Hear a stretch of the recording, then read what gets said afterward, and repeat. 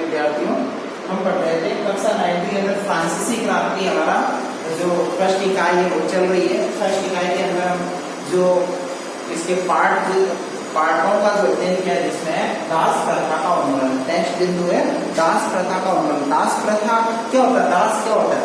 दास वह होता है जिसके अंदर पहले क्या होता था कि राजा महाराजा लोग क्या करते थे कि अपने काम के लिए नौकर वगैरह रखने का कार्य करते थे, और जो नौकर वगैरह हुआ करते थे उन्हें अपने फायदे के लिए एक जगह से दूसरी जगह बेचने का कार्य भी कर दिया करते थे। तो इस तरीके से दासों का व्यापार उस समय चल रहा था। यानी दास प्रथा का उन्मूलन किया गया था फ्रांस के अंदर घटना हुई थी।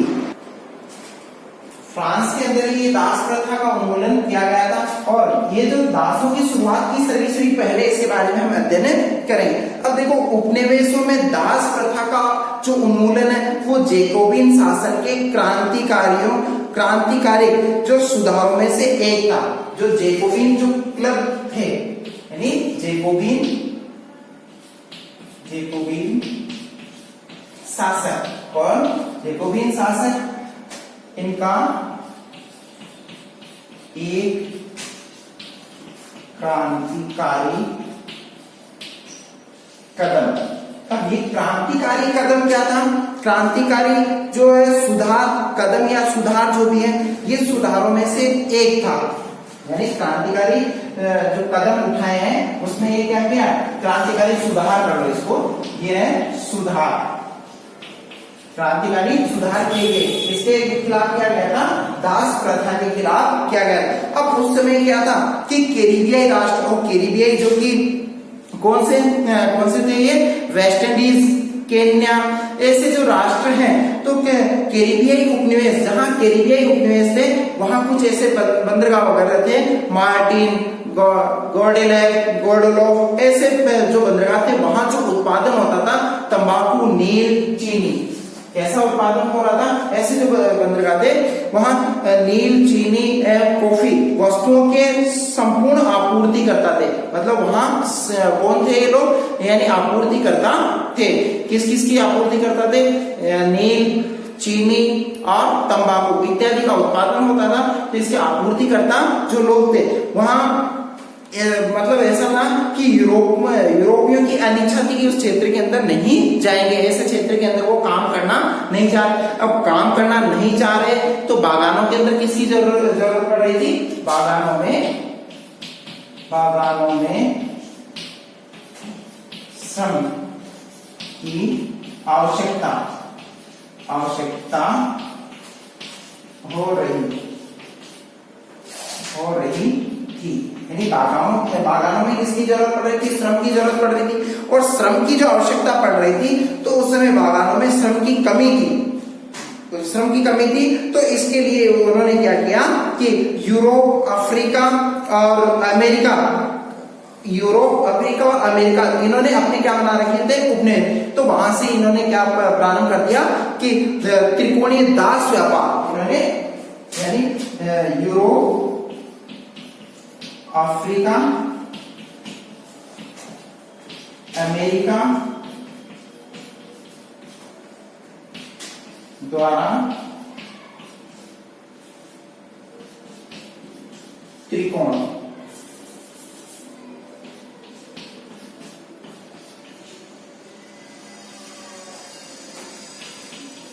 त्रिकोणीय दास व्यापार,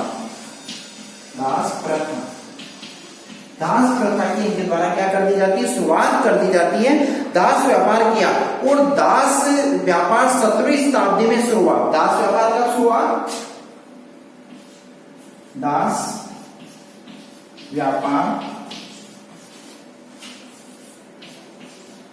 17वीं सदी में शुरू हुआ।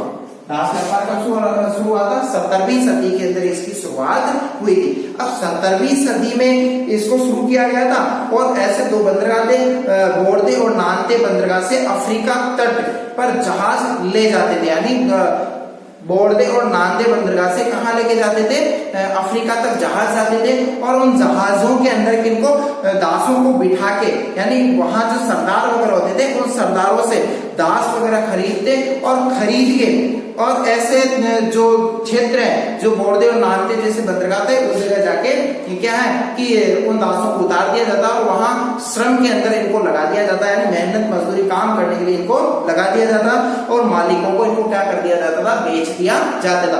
और ये लास्ट उनसे पैसा लेते थे, व्यक्तियों के बदले पैसे लेते, और इनको वहां मारा पीटा जाता था, जैसे भी इनसे क्या है जबरदस्ती इनसे काम करवाया जाता था। दास श्रम के बल पर यूरोपीय देशों में, दास श्रम के बल पर यूरोपीय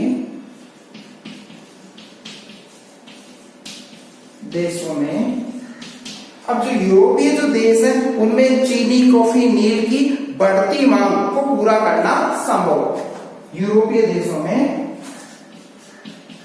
चीनी, कॉफी और तंबाकू की मांग को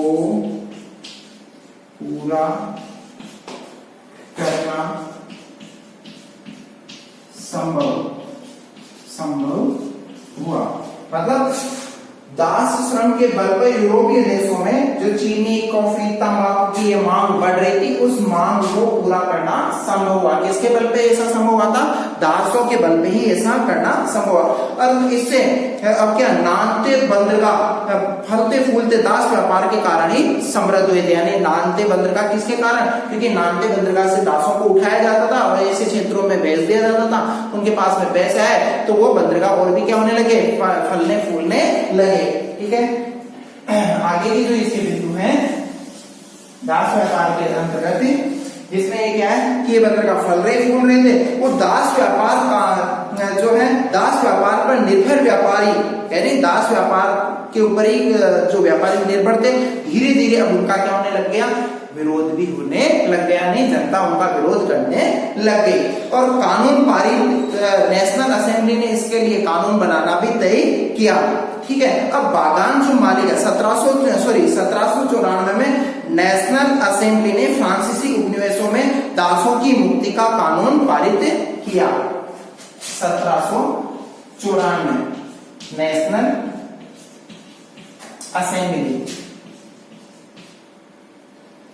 असेंबली ने कानून बनाया,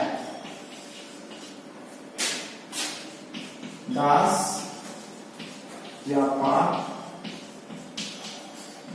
रोकना, कहां से, फ्रांस से, फ्रांसीसी उपनिवेशों से दास व्यापार को रोकने के लिए नेशनल असेंबली के द्वारा एक ऐसा कानून पारित किया गया। और उस कानून के माध्यम से क्या है कि इस तरीके से व्यापार पे अंकुश लगाया गया, और धीरे धीरे जाके बागान मालिकों को अपने हित साधने के लिए उन्होंने अफ्रीकी नीग्रो, कौन, अफ्रीकी जो नीग्रो है, उन नीग्रो लोगों को गुलाम बनाने की जो है स्वतंत्रता मिल गई। अफ्रीकी नीग्रों को गुलाम बनाने की स्वतंत्रता मिल गई। धीरे धीरे उनको क्या हो जाता है कि अफ्रीकी नीग्रों को गुलाम बनाने की स्वतंत्रता मिल जाती है। इनको बागान मालिकों को ये स्वतंत्रता जिनको प्राप्त होती है, बागान मालिकों को ये स्वतंत्रता मिल जाती है अफ्रीकी नीग्रों को गुलाम बना। लेकिन आगे जाके फ्रांसीसी उपनिवेशों से, यानी फ्रांसीसी उपनिवेशों से अंतिम रूप से दास प्रथा का उन्मूलन किया गया, और 1848 में फ्रांस में दास प्रथा का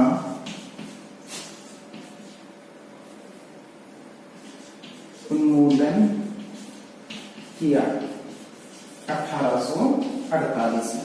1848 में क्या कर दिया, दास प्रथा का वहां पे उन्मूलन कर दिया गया, दास प्रथा को समाप्त कर दिया। इस तरीके से वहां पे दास प्रथा समाप्त की गई थी वहां पे फ्रांस के अंदर। ठीक है। अब क्रांति और रोजाना की जिंदगी, किस तरीके से फ्रांस के अंदर क्रांति चल रही थी और वहां रोजाना की जिंदगी किस तरीके से चल रही थी, इसके बारे में हम अध्ययन करेंगे। नेक्स्ट जो बिंदु है, और इस बिंदु के पश्चात आपका जो लेसन है, फर्स्ट इकाई है, वो कंप्लीट हो जाती है। क्रांति और रोजाना की जिंदगी, क्रांति और रोजाना की जिंदगी। अब देखते हैं कि क्रांति और रोजाना की जिंदगी किस तरीके से थी। कि बास्तिल के विध्वंस के बाद, मतलब बास्तिल दुर्ग के विध्वंस के बाद, बास्तिल दुर्ग की समाप्ति के बाद, बास्तिल दुर्ग की समाप्ति के बाद में क्या होता है कि 1789 के अंदर क्या होता है कि वहां जो है धीरे धीरे जो गर्मियों का जो समय था, उस गर्मियों के समय के अंदर वहां लिखित सामग्री और सांस्कृतिक गतिविधि, किताब, अखबार, नाटक को वहां पे राजा के सेंसर अधिकारों द्वारा जो पास किए जाने के बाद ही प्रकाशित जो किया जाता था, वो अब उस चीज पे अंकुश लगा दिया गया। अब क्या है, उसके लिए स्वतंत्रता दे दी गई, जिसमें अभिव्यक्ति की स्वतंत्रता, नैसर्गिक अधिकार बना दिए गए। और ये क्या बना दिए गए, नैसर्गिक अधिकार घोषित कर दिए गए, एक घोषणा पत्र पारित किया गया, यानी घोषणा पत्र पारित, जिसमें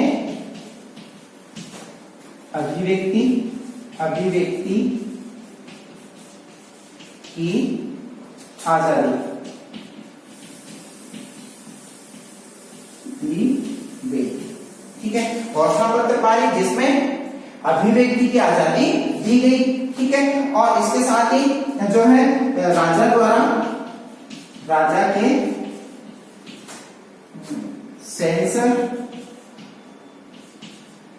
सेंसरशिप वाले कानून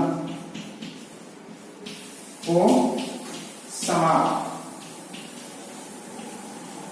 समाप्त किया।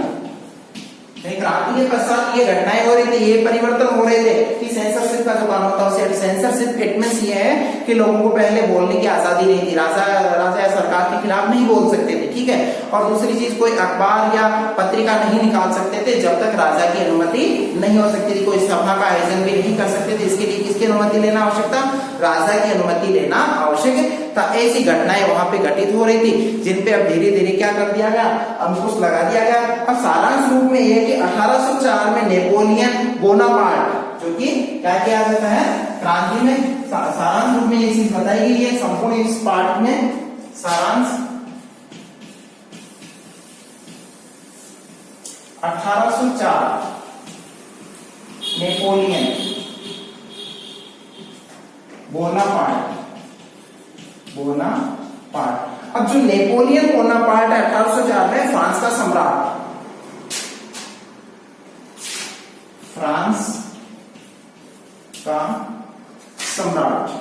क्या बनता है, ये सम्राट बना। नेपोलियन बोनापार्ट 1804 के अंदर फ्रांस का सम्राट बनता है, और नेपोलियन आधुनिकीकरण का अग्रदूत, नेपोलियन आधुनिकीकरण का अग्रदूत रूप में था। मतलब ये फ्रांस का क्या कर रहा था, आधुनिकीकरण, यानी वर्तमान परिस्थितियों के अनुसार ही फ्रांस की स्थापना इसके द्वारा की जा रही थी। और इसने निजी संपत्ति सुरक्षा के कानून बनाए, निजी संपत्ति और सुरक्षा के कानून दशमलव पद्धति पर आधारित, निजी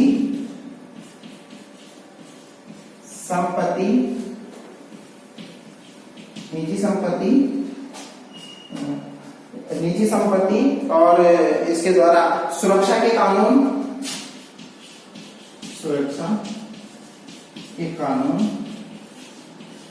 बनाए। ठीक है, और निजी संपत्ति और दशमलव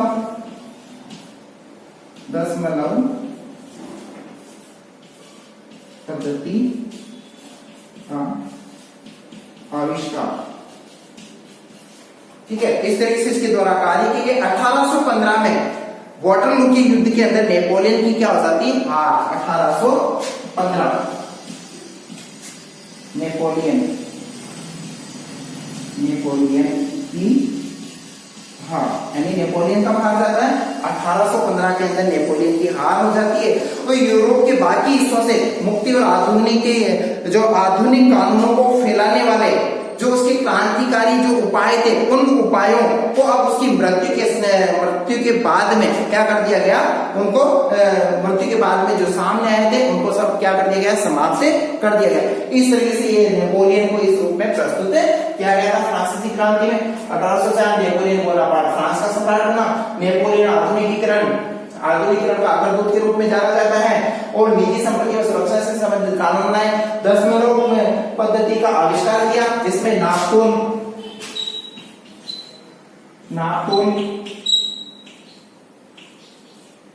वाली व्यवस्था इसके द्वारा लागू की गई। और 1815 में नेपोलियन की हार युद्ध में, और कौन सा युद्ध था वो,